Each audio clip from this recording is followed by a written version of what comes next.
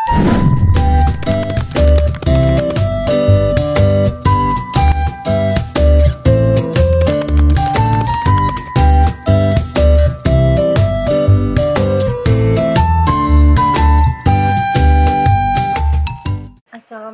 warahmatullahi wabarakatuh. Izin memperkenalkan diri, nama saya Tiara Putri Amrina dengan NPM 22411034 dari kelas manajemen 22A. Di sini saya akan menjelaskan materi yaitu tentang teori dan konsep kepemimpinan. Mengapa pemimpin dibutuhkan? Yang pertama, karena banyak orang yang memerlukan figur pemimpin.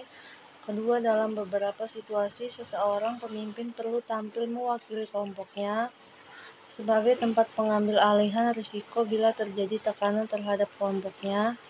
Dan yang terakhir, sebagai tempat untuk meletakkan kekuasaan. 3. Implikasi kepemimpinan sebagai proses mengarahkan dan mempengaruhi aktivitas-aktivitas yang ada hubungannya dengan pekerjaan para anggota kelompok. Kepemimpinan itu melibatkan orang lain, baik itu bawahan maupun pengikut. Kemudian kepemimpinan melibatkan pendistribusian kekuasaan antara pemimpin dan anggota kelompok secara seimbang, karena anggota kelompok bukanlah tanpa daya. Adanya kemampuan untuk menggunakan bentuk kekuasaan yang berbeda untuk mempengaruhi tingkah laku pengikutnya melalui berbagai cara. Hakikat kepemimpinan adalah proses mempengaruhi atau memberi contoh dari pemimpin kepada pengikutnya dalam upaya untuk mencapai tujuan organisasi. Seni mempengaruhi dan mengarahkan orang dengan cara kepatuhan, kepercayaan, kehormatan, dan kerjasama yang bersemangat dalam mencapai tujuan bersama. Kemampuan untuk mempengaruhi, memberi inspirasi, dan mengarahkan tindakan seseorang atau kelompok untuk mencapai tujuan yang diharapkan. Melibatkan 3 hal, yaitu pemimpin, pengikut, dan situasi tertentu. Dan kemampuan untuk mempengaruhi suatu kelompok untuk mencapai tujuan. Yang pertama, pemimpin formal, lembaga eksekutif, legislatif, dan yudikatif. Memiliki dasar legalitas diperoleh dari penunjukan pihak yang berwenang, artinya memiliki legitimasi. Harus memenuhi beberapa persyaratan tertentu, mendapatkan dukungan dari organisasi formal ataupun atasannya, memperoleh balas jasa atau kompensasi baik material atau imaterial tertentu. Kemungkinan mendapat peluang untuk promosi, kenaikan pangkat atau jabatan, dapat dimutasikan, diberhentikan, dan lain-lain. Mendapatkan reward dan punishment, dan memiliki kekuasaan atau wewenang.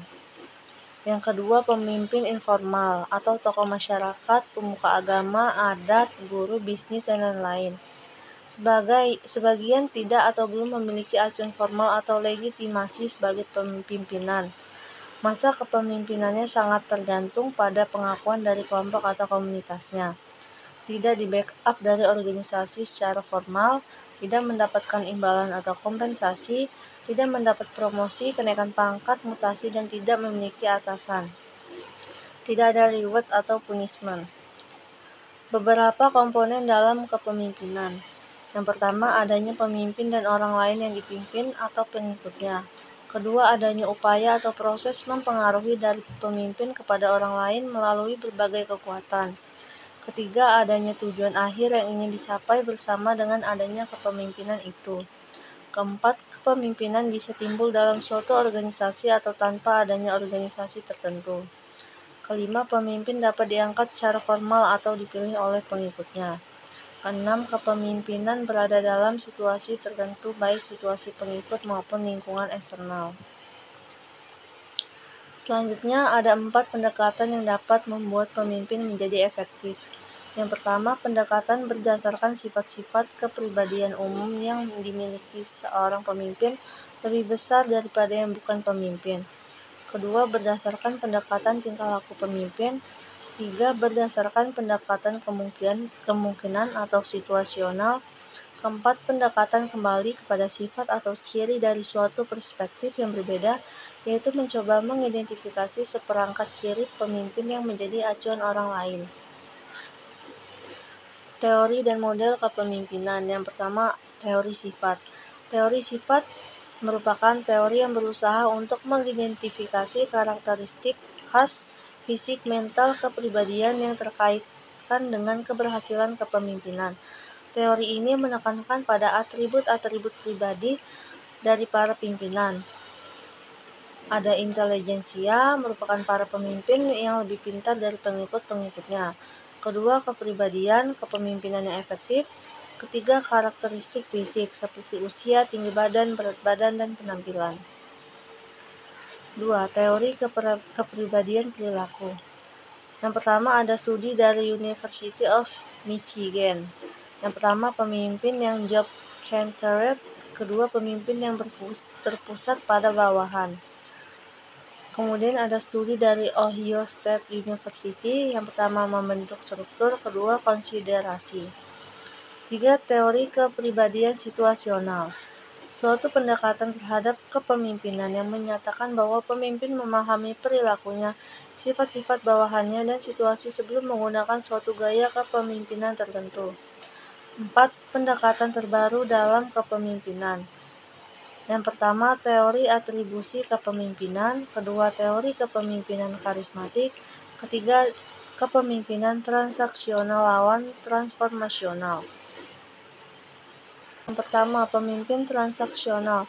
Pemimpin yang memandu atau memotivasi pengikut mereka dalam arah tujuan yang ditegakkan dengan memperjelas peran dan tuntutan tugas.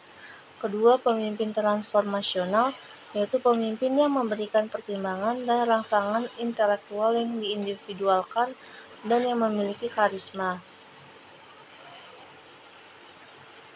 Kemudian dasar konseptual kepemimpinan perspektif Islam. Yang pertama pendekatan normatif, kedua pendekatan historis, ketiga pendekatan teoritis.